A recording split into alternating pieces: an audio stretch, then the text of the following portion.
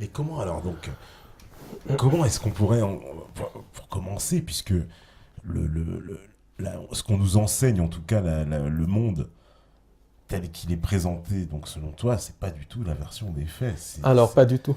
Il y a un problème déjà à la base du Alors, fait. on pourrait partir vraiment depuis le début, en Ouais. fait. Donc, je simplifie. Il y a une entité qui s'est détachée de la source et qui a voulu créer son propre univers, non pas pour que ces créatures expriment toute leur diversité, non pas pour que ces créatures expriment tout leur potentiel, toute leur puissance, toute leur beauté, tout leur amour, mais elle a voulu créer pour pouvoir être vénérée, autrement dit, pour pouvoir prendre l'énergie des autres. Et cette créature, à partir du moment où elle a voulu aller contre la création de la source, elle a perdu sa connexion divine, elle a perdu son âme, et cette créature a perdu sa capacité de créer. Donc, elle a commencé à imiter. Et en fait, ce qu'elle a imité, ce qu'elle a engendré, parce qu'on ne peut pas dire créer, c'est une très mauvaise copie de la création divine que les gnostiques appellent le monde matériel, qu'on peut appeler l'univers, le multivers physique. Et cette créature, on peut l'appeler Lucifer, Satan, le démiurge, c'est la même chose. Alors, cette créature, l'imitation de la création qu'elle a fait, c'est ce qu'on appelle l'enfer en termes judéo-chrétiens. C'est ce que les scientifiques appellent les interunivers, par exemple. Ils l'ont demandé, ils ont consenti. Ou bien le consentement peut se faire de manière indirecte, c'est-à-dire que ceux qui dirigent, qui sont reliés donc à ce démiurge, ce que je vais appeler les Illuminati, c'est une question de commodité en fait.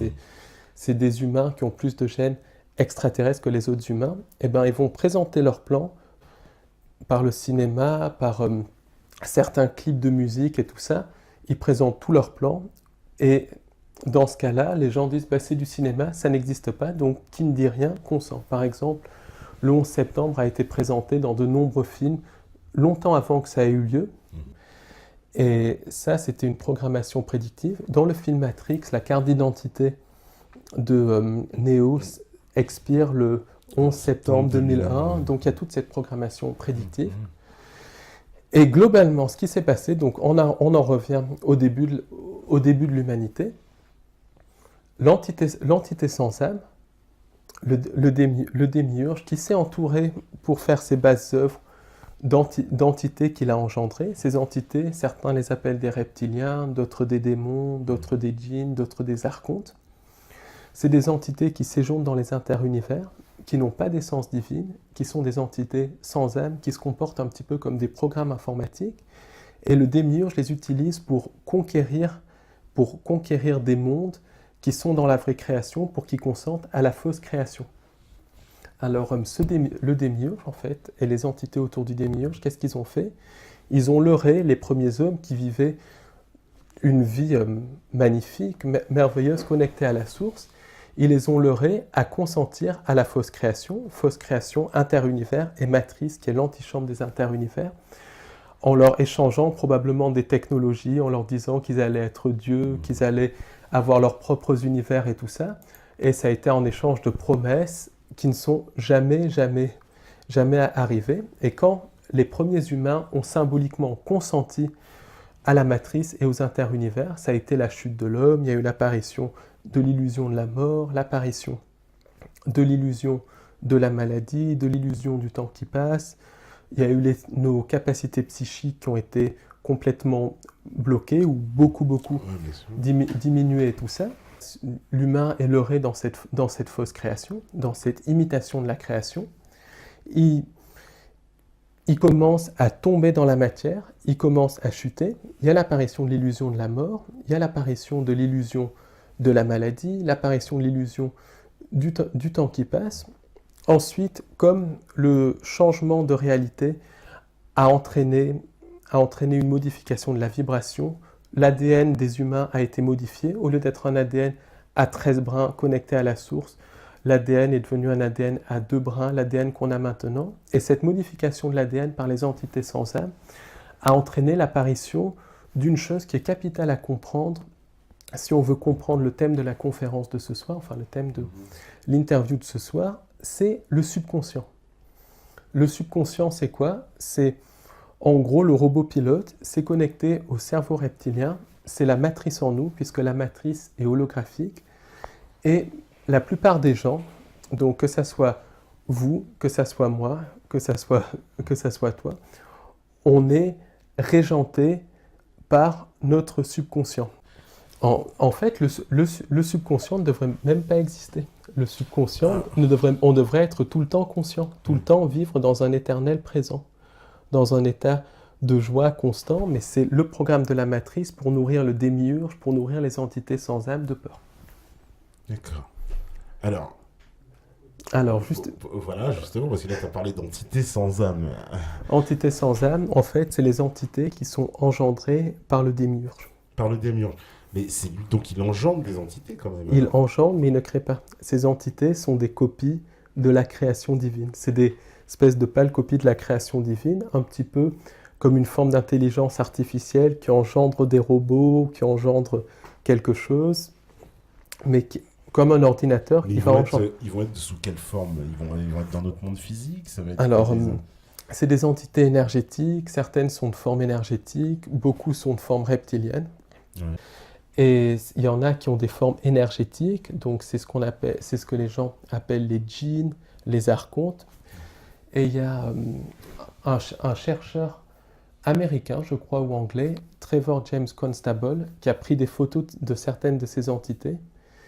Et ces entités se présentent comme des boules d'énergie qui peuvent changer de forme de temps en temps.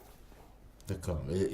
Alors, il y en a qui ressemblent donc à des, des reptiles, d'où le nom reptilien. Et est-ce qu'on peut, on les met directement en rapport avec les théories de Zecharia Sitchin et des Sumériens, les Anunnaki, etc. Globalement, c'est ça. En fait, ce qui s'est passé, c'est que il y a eu donc la modification énergétique quand on a consenti à la vraie création. Et ces reptiliens ont modifié notre ADN pour créer le subconscient, pour créer le cerveau reptilien, pour qu'on puisse être programmé plus facilement. Oui, voilà, donc ça, globalement, ça corrobore alors les écrits de Zecharia et Zecharia Sitchin. Les écrits aussi donc de certains Sumériens. Alors non seulement les Sumériens, mais toutes les mythologies du monde. Par exemple, les Aztèques, les Incas parlaient de serpents à plumes, de dieux reptiliens. Les Sud-Africains, les Sud-Africains parlaient des Chitauri, les dieux reptiliens descendus du ciel. Il y a eu des tribus qui ont été découvertes dans les années 90 en Papouasie-Nouvelle-Guinée. Elles parlaient de dieux reptiliens, donc c'est une constante qu'on retrouve partout. Le serpent dans la Bible, les mythes amérindiens aussi, d'Indiens d'Amérique du Nord qui parlaient de reptiliens, les mythes nordiques, scandinaves qui parlent de dragons, les mythes chinois qui parlent de dragons, les mythes japonais. Dans le dragon, il faut voir un mythe reptilien aussi. Exactement. C'est pas... ça dépend desquels. Disons que c'est des entités à qui des offrandes doivent être faites. D'accord. Des offrandes doivent être faites, des offrandes de sang, des offrandes de sacrifice pour les apaiser. C'est pour ça qu'en Orient on fait des fêtes donc, du dragon. Exactement. La fête du dragon, on fait des offrandes. C'est des offrandes, bon, bien sûr, il y a au moins ouvertement, je dis bien ouvertement, il n'y a plus le sacrifice humain parce que ça existe encore dans les sociétés secrètes, au sommet de certaines sociétés secrètes, chez les Illuminati, chez certains puissants, c'est une constante, le sacrifice humain qui a encore lieu, ça fait partie des réseaux sataniques, du contrôle mental, mais pour les masses, il y a des offrandes qui sont données, c'est des rituels symboliques en fait, où l'énergie psychique est offerte à ces entités. Ils se nourrissent de notre énergie. Ils se nourrissent de nos énergies de peur. Énergies de peur. Des énergies de basse vibration, essentiellement les énergies liées à la peur. C'est pour ça en fait, le but du contrôle mental, c'est de créer une société fondée sur la peur pour qu'ils puissent se nourrir de plus en plus facilement de nous. Parce que le but de ces entités, c'est de faire fusionner la Terre avec les interunivers. Ah oui? Et c'est quoi le but, c'est de prendre nos âmes. De prendre les âmes de toute la Terre? Le but de phagocyter les âmes des humains pour que ces entités sans âme, pour que le démiurge puisse se perpétuer. Pourquoi ? Parce que s'ils ne se nourrissent pas d'énergie psychique, s'ils ne se nourrissent pas d'âme, comme ils n'ont plus de connexion divine, ce sont des entités qui sont finies. Donc elles s'épuisent. Donc c'est des parasites cosmiques qui vont de planète en planète, de dimension en dimension, et qui essayent de prendre les âmes de créatures reliées à Dieu. Fini, c'est quoi? C'est toutes les âmes de la Terre? C'est-à-dire, c'est quoi? Ils essayent de prendre les âmes de tout le monde. Les âmes de tout le monde. Exactement. Et est-ce qu'on peut dire que les religions les combattent? Alors, ces gens-là, Non, non, malheureusement. Alors, voilà, les religions... Bon, bah, tu vas te faire plein d'amis, vas-y, je le sens. Donc, les religions ne combattent pas ces entités-là. Les religions ne combattent pas ces entités-là. Alors, quand je parle de religion, je ne parle pas de personnes religieuses. Simplement, le sommet de la hiérarchie religieuse est complètement corrompu. Par exemple, au sommet de l'Église catholique, le sommet des sociétés secrètes de l'Église catholique, comme les Jésuites, l'Opus Dei, l'Ordre de Malte, ils savent très très bien que la religion est basée sur la vénération de ces entités sans âme, du démiurge, des entités reptiliennes. Par exemple, on voit dans la Bible, Jéhovah, Yahvé, c'est pas un Dieu d'amour, c'est un Dieu au contraire de mort qui tue ses ennemis et tout ça. Oui, il est un peu guerrier. Quand on voit les psaumes, tu massacreras tes ennemis et tout ça, c'est pas un Dieu d'amour. Puis même, il est un peu, j'ai envie de dire, vicelard, parce qu'il dit il donne des conseils. Alors je sais plus c'est qui, je sais plus si c'est Jacob qui va chez le roi Hiram et il lui dit, tu lui dis pas que c'est ta femme, comme ça il va la draguer et puis après tu pourras lui demander. Et il demande à Abraham de sacrifier son fils et tout ça. Ouais. Alors ce qu'il faut savoir, c'est que Jéhovah, c'est le démiurge. Alors le démiurge a deux faces.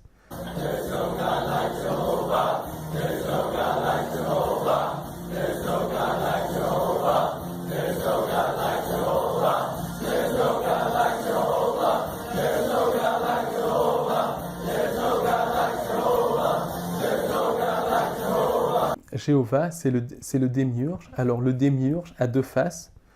Alors, puisque c'est le monde de la dualité, alors une face fausse lumière, c'est Lucifer, c'est tout ce qui est le New Age, le faux bien, tout ce qui est l'arrogance aussi, et tout ça. Et une face carrément le mal, une face satanique, c'est les réseaux sataniques, c'est le sacrifice humain, c'est ce qui est perpétué par une grande part de nos élites et tout ça. Et puis il y a une troisième face qui est proche du satanisme, c'est la face arimanienne. Ariman, le dieu de l'argent, le dieu du matériel, que beaucoup de gens vénèrent de plus en plus. Oui, c'est vrai. Ça, voilà. Oui, le dieu de l'argent. Mais c'est parce que là, moi, ce que j'ai du mal à comprendre, c'est est-ce que ces entités-là, donc ces entités reptiliennes, elles sont à la fois, parce que c'est dans ce que tu me dis, à la fois j'ai un sentiment, tu me dis qu'elles sont dans quelque chose d'interdimensionnel, quelque chose qui ne serait pas de notre dimension, et à la fois elles interviennent et elles agissent dans le physique, dans notre monde. Alors, justement, on y vient. Ça, je vais y venir parce que dans l'ésotérisme, ce qu'il faut savoir, pour tous tes auditeurs, pour tous les gens qui s'intéressent vraiment à ça, c'est qu'il n'y a rien de compliqué. Quand les choses sont compliquées, c'est jamais bon. C'est complexe, mais pas compliqué. Quand on voit le problème, c'est relativement simple. Le but de ces entités, on va les appeler reptiliennes pour faire beaucoup plus simple, sinon après on va se perdre. Le but de ces entités reptiliennes, c'est de nous faire consentir aux interunivers pour à terme avoir notre âme. Alors on va voir qu'il y a des solutions pour sortir de là et tout. Rien n'est perdu pour l'humanité, heureusement, sinon je ne serais pas en train de faire cette interview, je serais en train de dormir.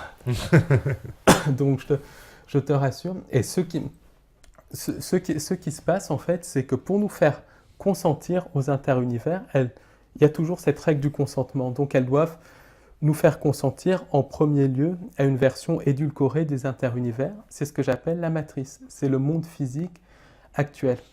Mais la matrice va vibrer un petit peu plus haut que les interunivers à proprement parler. Et donc les entités reptiliennes ne vont pas pouvoir rester dans notre monde, dans la matrice, dans le monde physique pendant de très longues périodes de temps, parce que la vibration est incompatible avec elle, puisqu'elle vibre très bas et le monde physique vibre un petit peu plus haut. Donc pour cela, elles vont créer des hybrides, c'est-à-dire des humains qui ont plus de gènes reptiliens que les autres humains. En Suiza del Club Bilderberg, considerado por muchos como un ente que gobierna en secreto el mundo, ni más ni menos. Por supuesto, nosotros en Venezuela seguimos nuestro camino, no entramos a ese club, porque somos humanos. Y los fascistas no son humanos, tienen forma humana, pero no son humanos. Yo creo que una serpiente es más humana que un fascista. Y los fascistas no son humanos, tienen forma humana. Ese respeto, por una razón además. Por supuesto, por supuesto. Bien. ¿Por qué no te callas? Por favor, no hagamos. ¿Cómo quiere que el mundo recuerde a Hugo Chávez? Dos palabras, dos que son un hombre. Un hombre, es lo que soy, eso sí, hombre humano, pues. Hombre humano, porque hay seres humanos que no tienen forma humana, pero no son, yo soy un humano. Et ces hybrides étaient à l'origine les familles régnantes de l'Antiquité, les familles de la noblesse européenne, de la noblesse asiatique, de la noblesse inca. D'ailleurs, les rois d'Angleterre disent carrément avoir le droit de régner par divinité. Ça existe même de nos jours, la reine tient son pouvoir de Dieu. Il y a aussi l'ordre du dragon qui a été fondé en 1400 et quelques par le prince Sigismund. Le prince Sigismund, c'était un prince d'Europe de l'Est qui qui descendait des dragons, donc ça lui donnait le droit de régner sur le reste de l'humanité, que les autres humains étaient des espèces de sous-races. C'est bien sympathique, Les empereurs chinois et japonais disaient descendre du dragon. L'empereur japonais est encore considéré comme un dieu sur Terre. C'est ce qu'il faut savoir. Les rois incas étaient considérés comme descendants du serpent à plumes. Les Aztèques, c'était pareil. Les chefs vikings descendaient du dragon. D'ailleurs, les bateaux vikings, le drakkar, fait référence au dragon. Les chefs amérindiens d'Amérique du Nord descendaient également des dragons. Donc on retrouve toujours cette notion de rois qui descendent du serpent, qui descendent de Dieu. Alors, c'est pas le Dieu du petit Jésus, c'est pas le bon Dieu, le gentil Dieu, c'est pas la source. Quand on voit tous les massacres qu'ont commis ces rois et tout ça au fil des temps. Et aujourd'hui, ces familles hybrides sont ce que je vais appeler les Illuminati. Alors, les Illuminati, c'est un terme générique. Encore, il y en a qui appellent ça la Kabbale, d'autres qui disent les familles régnantes, peu importe. On dit Illuminati parce que c'est un terme qui est connu.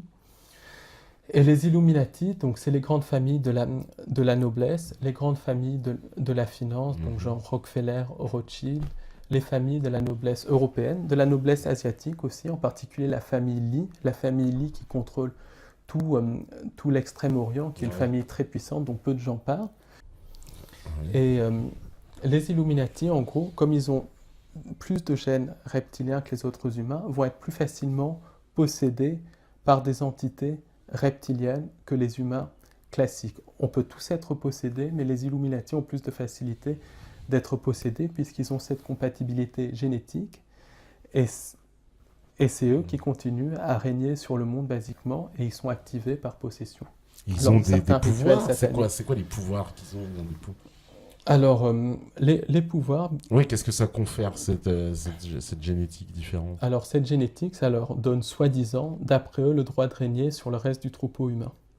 Certains ont des pouvoirs psychiques. Par exemple, beaucoup d'Illuminati, dans la finance, dans la finance, étaient très souvent les sorciers des rois au Moyen-Âge. Donc, ils étaient très versés dans la sorcellerie, dans le satanisme.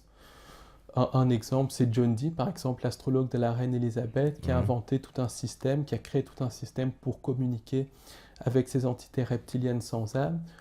N'oublions pas aussi que les rois de France avaient le pouvoir de thaumaturgie, le pouvoir de guérir les écrouelles. Donc voilà, c'est des gens qui ont certains pouvoirs. Par contre, il leur manque quelque chose qui est fondamental, s'ils sont activés, c'est l'empathie. Ils n'ont pas d'empathie. Voilà, c'est ça. Donc ils peuvent tuer tout le monde. Ils peuvent tuer tout le monde, ils n'en ont rien à faire. D'où les guerres de conquête qui sont lancées depuis le 11 septembre. D'accord. Et depuis bien avant, d'ailleurs. Depuis bien avant, ce que j'allais dire. Pour eux, on est de la ressource. Ils nous utilisent comme ressource et comme pile énergétique, comme source d'énergie, tout simplement. Moi, j'ai une question, c'est que si je me fie à ce scénario-là, on va dire, à un moment donné dans l'histoire...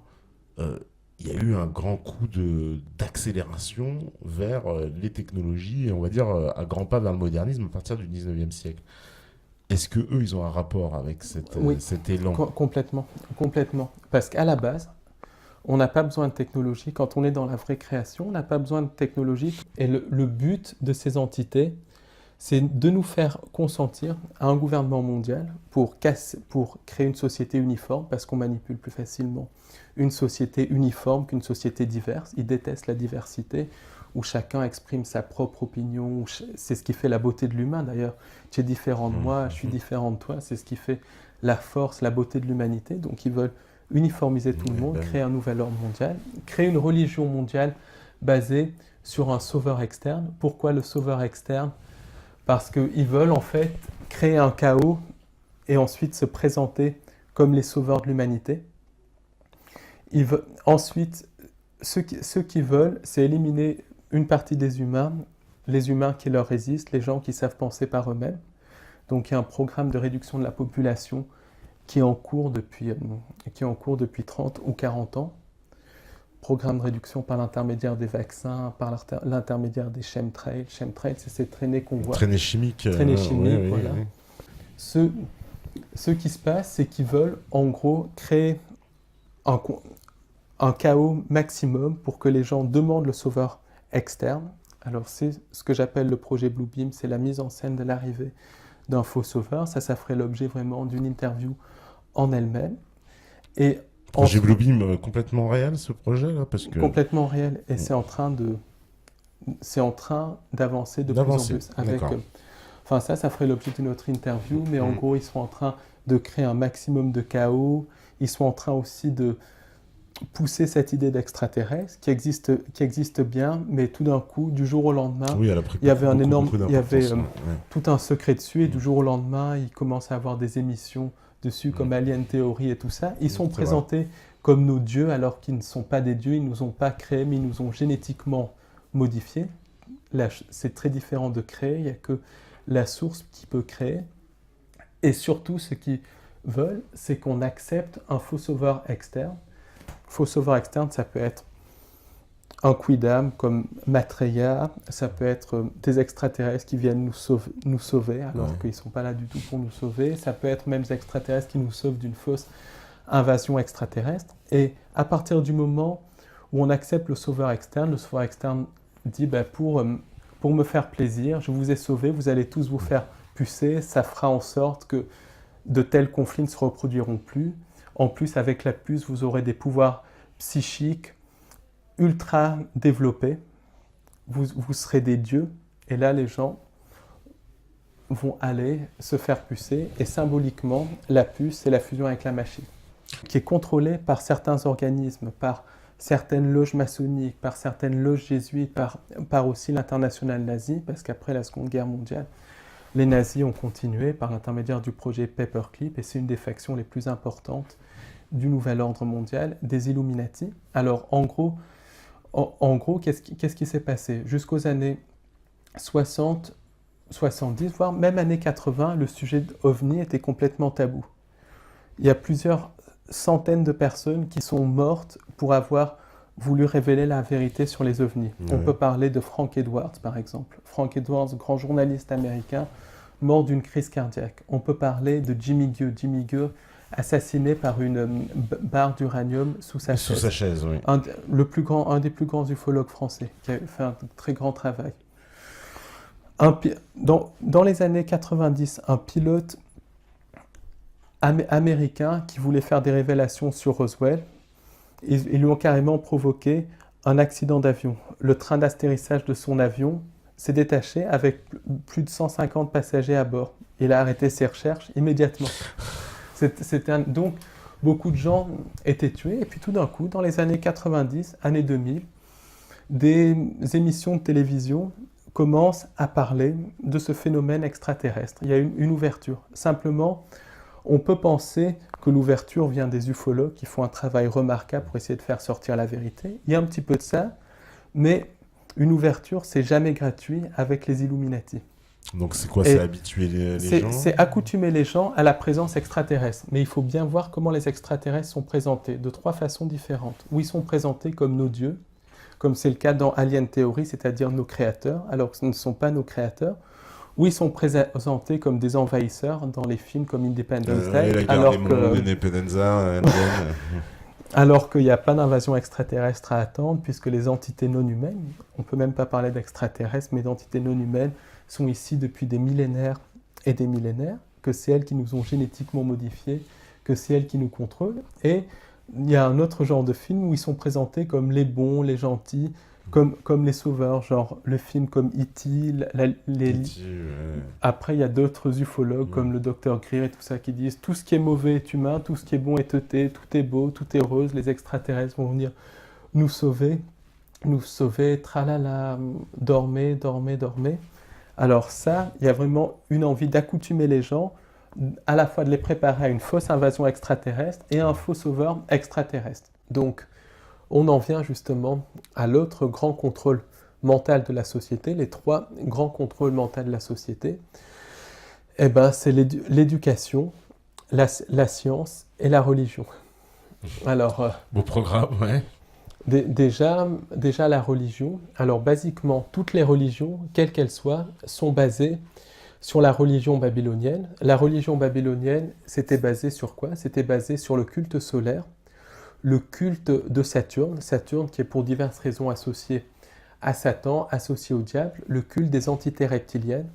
Vous nous accusez d'être saturniste, c'est pour ça que ça me fait penser. Le culte des entités sans âme aussi, culte des entités reptiliennes, culte des entités sans âme, culte de Sirius.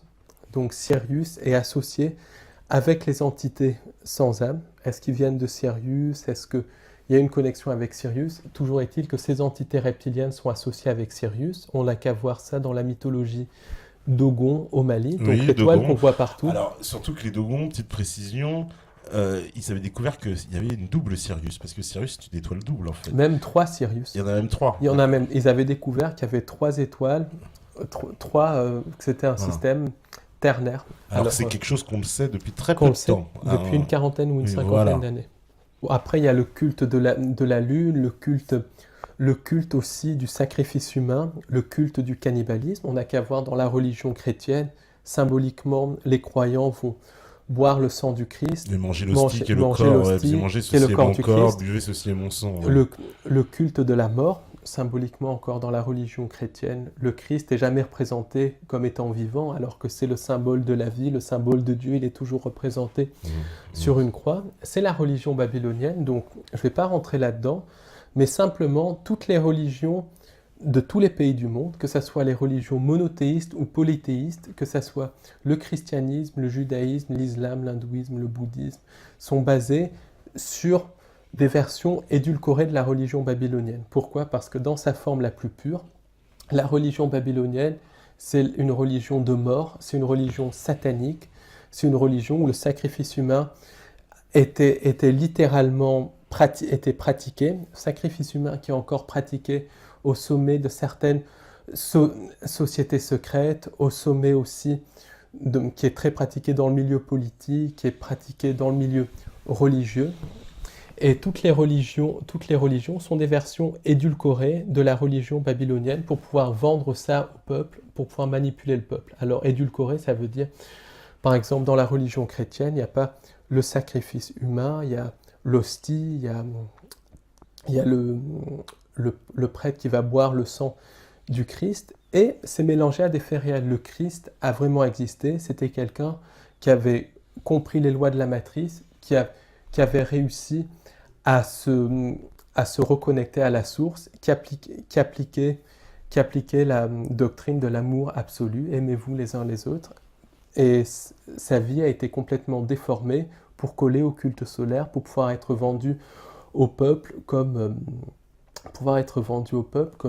une religion en fait, comme une religion pour contrôler l'esprit des gens. Donc religion, mélange de religion babylonienne et de faits réels. Alors, religion, donc, c'est un contrôle mental très important.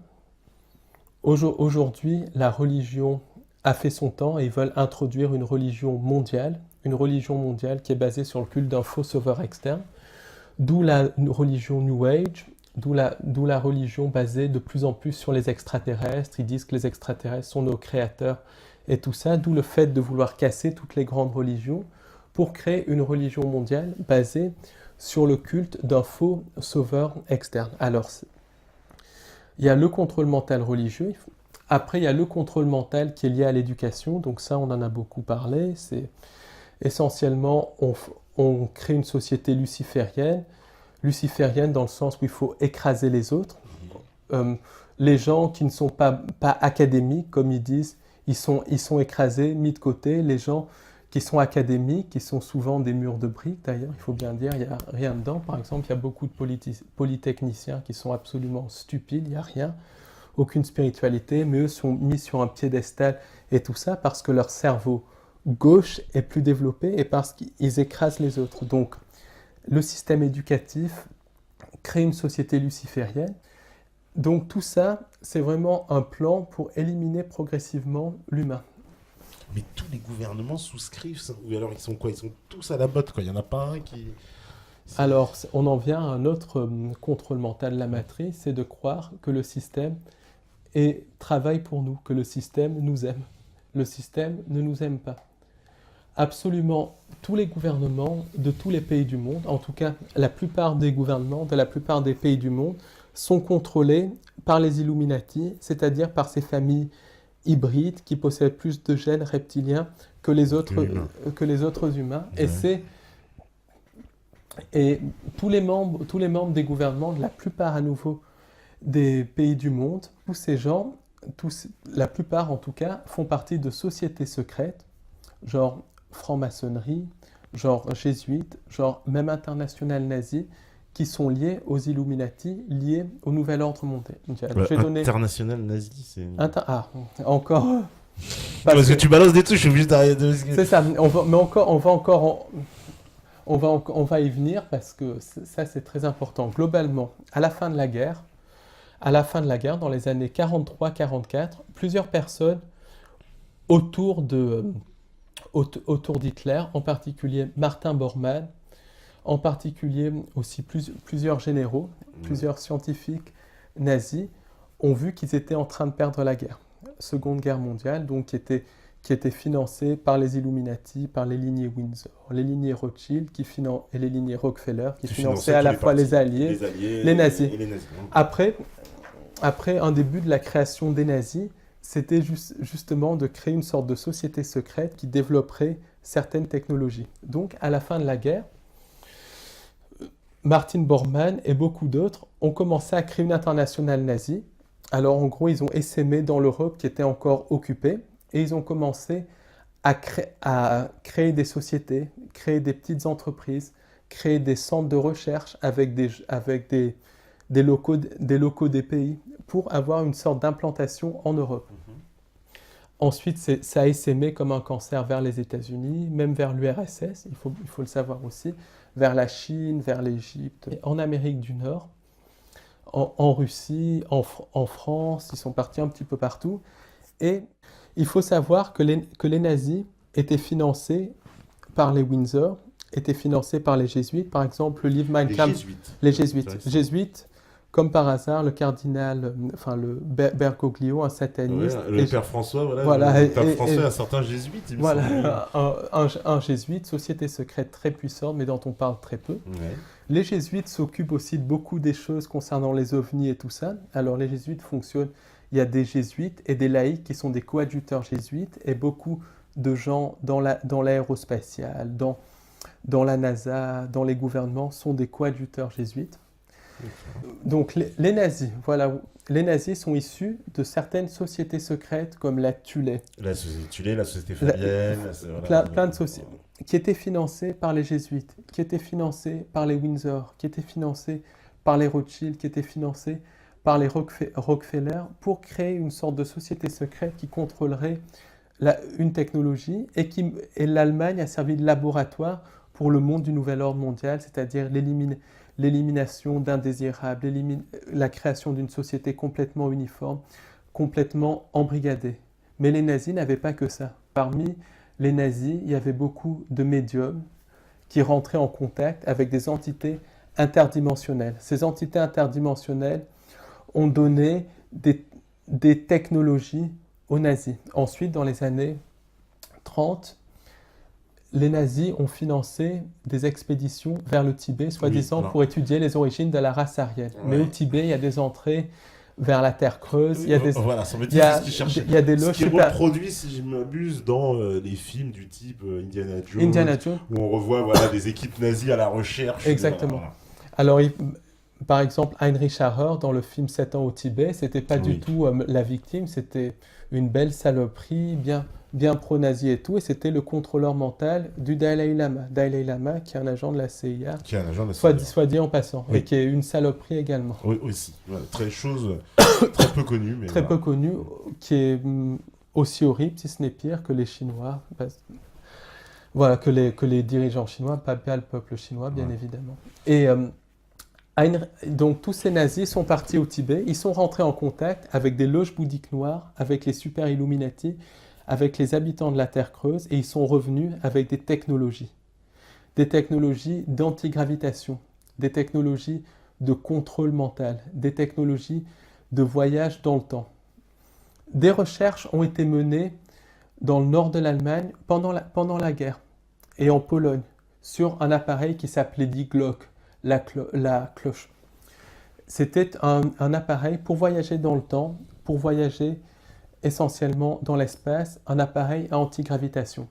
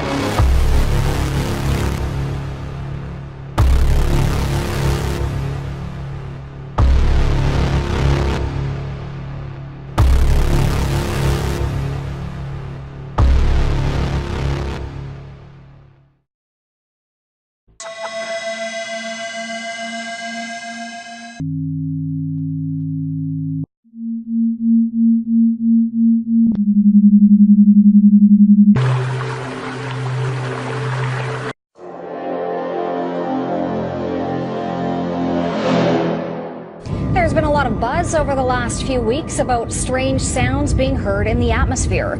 People around the world and here at home have reported hearing some bizarre noises. Some strange noises heard around the world the last few weeks has people buzzing, especially on YouTube. Clips posted from Arizona to England and right next door in Manitoba, all showing folks alarmed by what sounds like a noise straight out of a science fiction flick. They've happened here and across the country.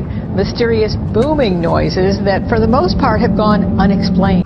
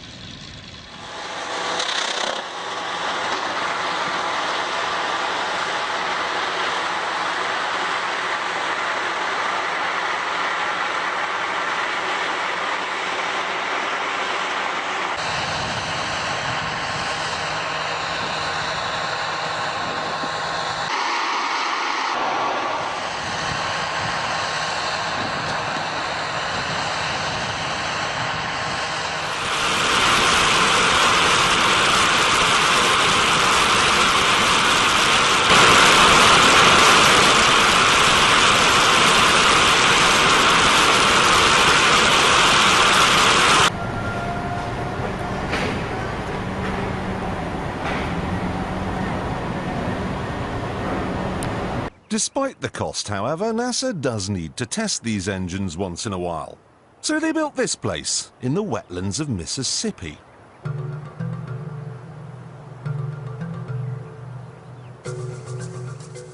The first thing they installed was a huge loudspeaker, through which they played white noise to simulate the sound of a rocket.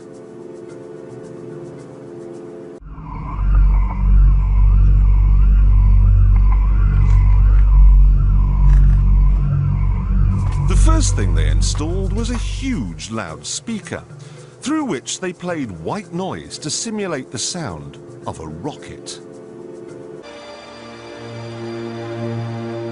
They even had to move 5 cemeteries, because the noise they were planning on making would wake the dead.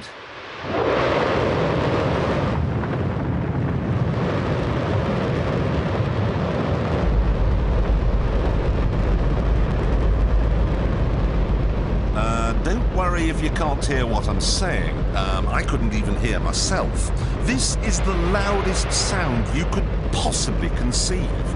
And, as it turns out, the cleanest.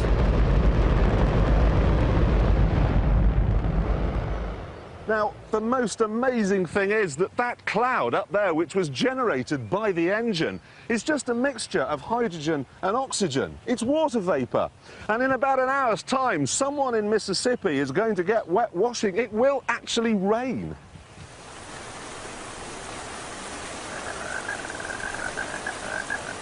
I told you!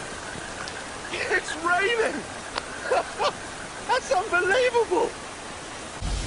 He described this program of spraying chemical trails at high altitudes in so-called commanded airspace, where commercial flights are routed around and beneath tanker airplanes belonging to the U.S. Air Force. The theory is that chemtrails are being used in conjunction with HAARP.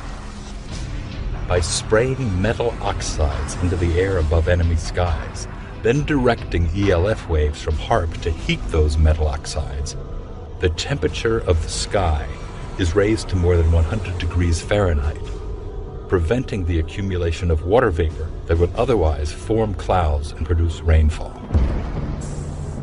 The ELF waves HAARP produces bounce off the ionosphere and are able to curve around the Earth over the horizon to the ground, making any point on the globe well within reach. Ou HAARP, dirigé conjointement par l'armée de l'air et la marine des États-Unis. L'objectif de ce projet? Des recherches en communication. Mais pour nombre de scientifiques à travers le monde, dont le détenteur du brevet, ce programme a une autre capacité plus insidieuse. Une manipulation expérimentale de l'atmosphère dans le but de contrôler le climat.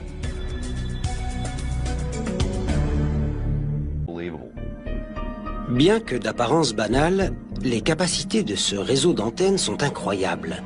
HAARP fait partie du nombre limité d'appareils capables de chauffer l'ionosphère terrestre. L'ionosphère est une couche supérieure de l'atmosphère composée de particules chargées et située à 144 km au-dessus de la surface de la Terre. Ces particules chargées ont une fonction très importante pour la planète.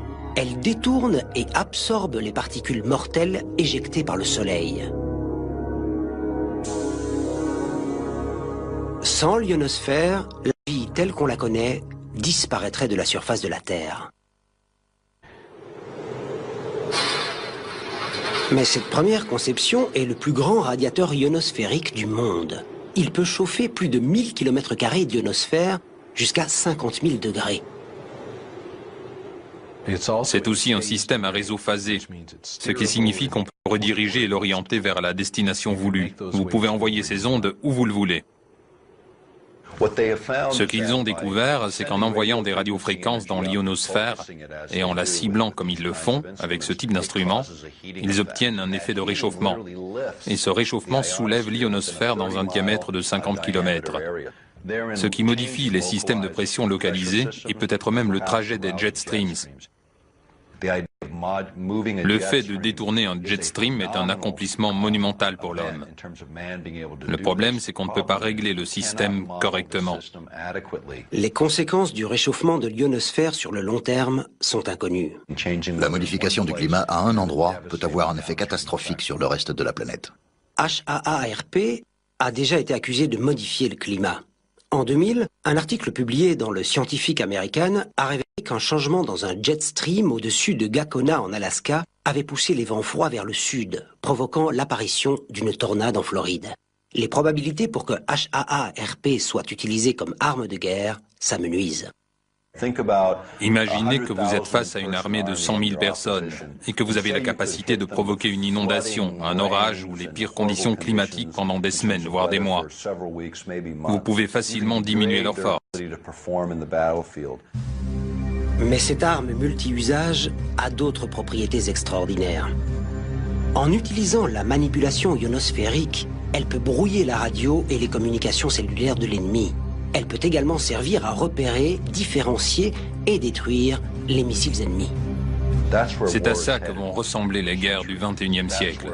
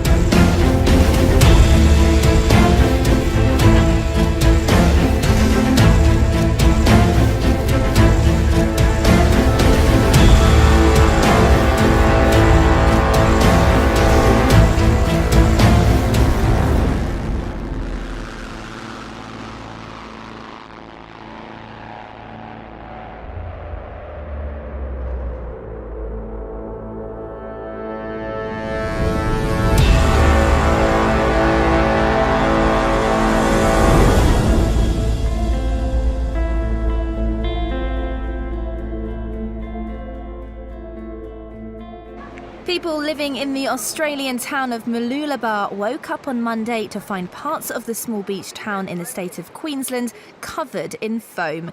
The rough weather whisked through the Sunshine Coast and whipped up foam from the ocean.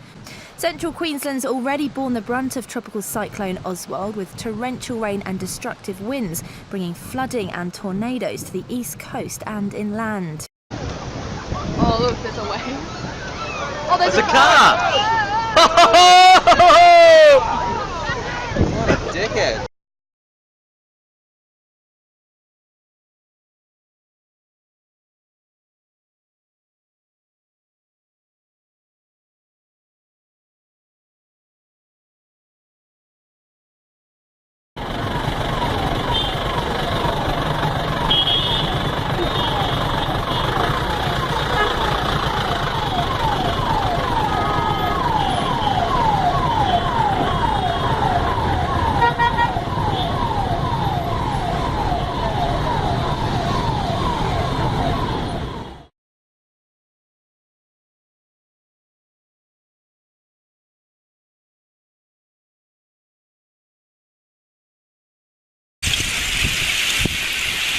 broke glass in these homes, smashing right through the walls. It just busted through a door over here! The ice was pushed ashore by strong winds. Now look at the terrifying wave from above. At times, it climbed to 3 feet deep. It's going right through their house! It's called an ice heave, and it happened in Manitoba, Canada this weekend too, where an incredible tsunami-like wave of ice destroyed a dozen two-story homes.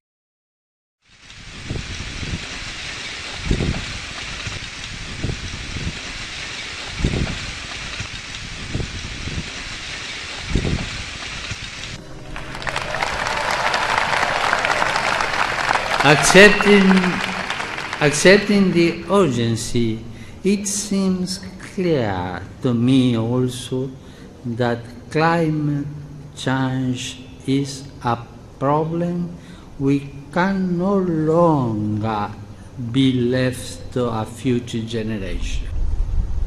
God bless America.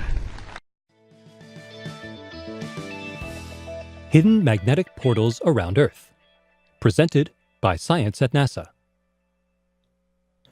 A favorite theme of science fiction is the portal, an extraordinary opening in space or time that connects travelers to distant realms.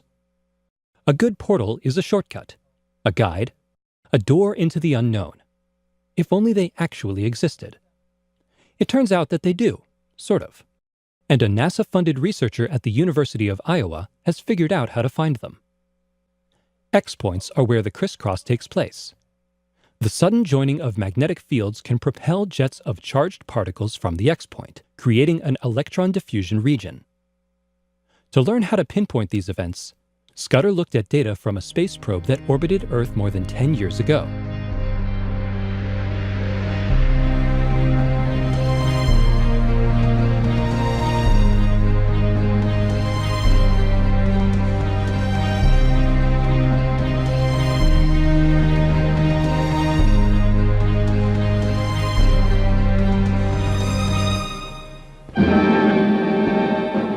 Transporter un électroaimant de 60 tonnes destiné au Centre européen de recherche nucléaire à Genève n'est pas une petite affaire.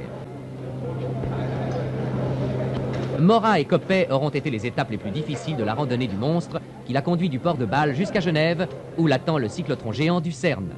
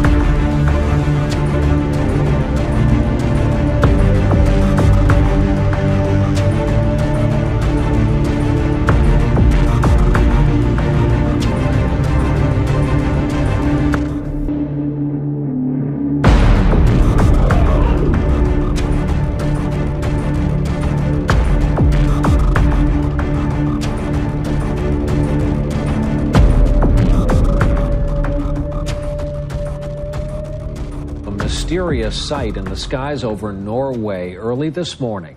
A never-seen-before spiral of white light. Some said it had a blue tail. Norwegian newspapers have been bombarded with people who claim to have seen it. Question is, of course, what was it? Now, some of the guesses range from a Russian missile, which Russia is denying, by the way, to a comet or some other type of object.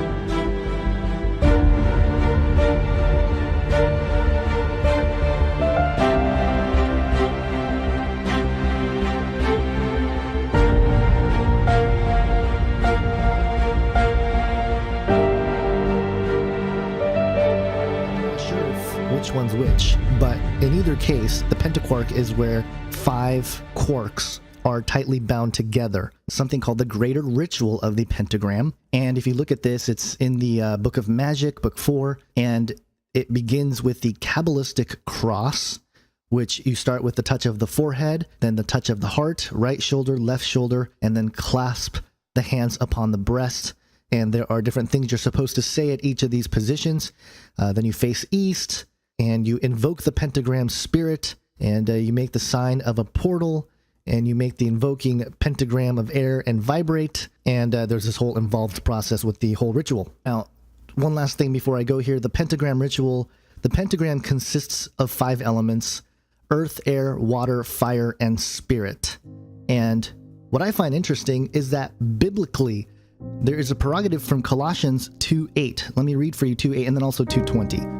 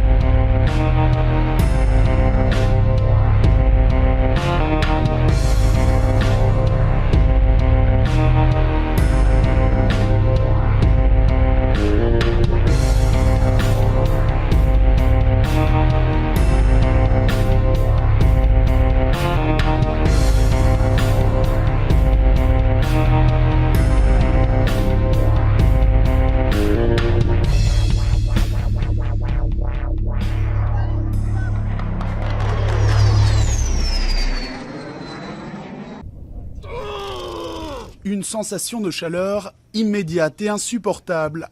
À 750 mètres de là, un opérateur vient d'émettre un puissant rayon électromagnétique. Invisible, inodore et totalement silencieux, il provoque à chaque fois une réaction identique. C'est comme ouvrir la porte d'un four et ressentir en même temps une sensation de piqûre du sternum jusqu'au cou. Et quand c'est arrivé au cou, instinctivement, je me suis écarté.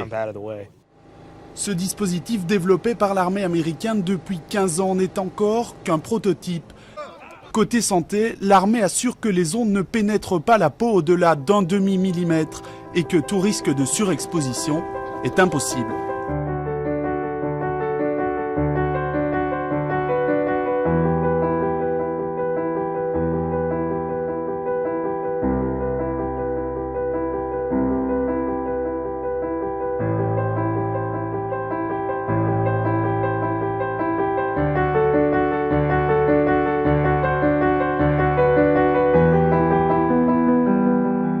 Now of our special coverage here tonight, life in the U.S. in 10 years' time. By that time, there may be all kinds of new ways to safeguard and identify all those things that make each of us unique, our faces, even our fingerprints, even our eyes.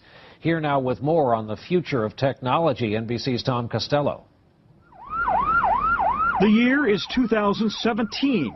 You're rushed to a hospital unconscious with no ID or medical history, but thanks to a microchip under your skin, it's all there.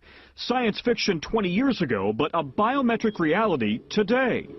The technology is based on answering one simple question.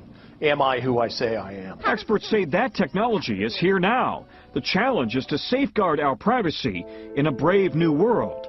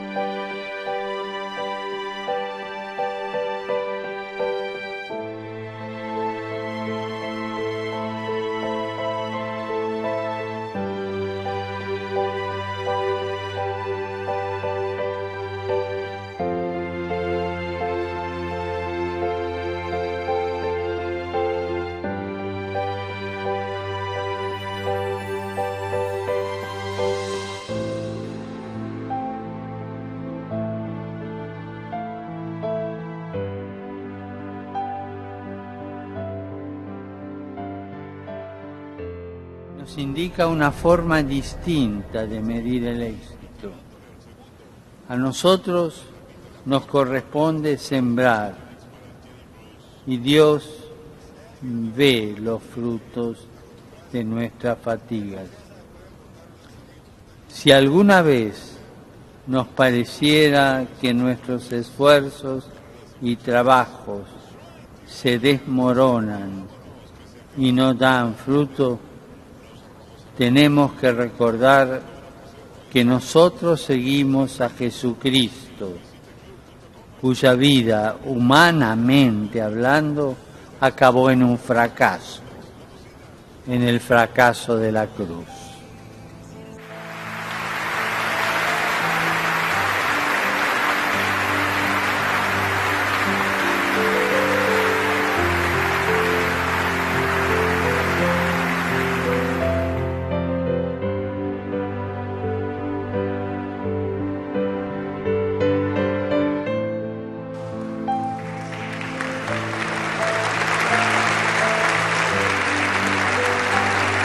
Para el seminario.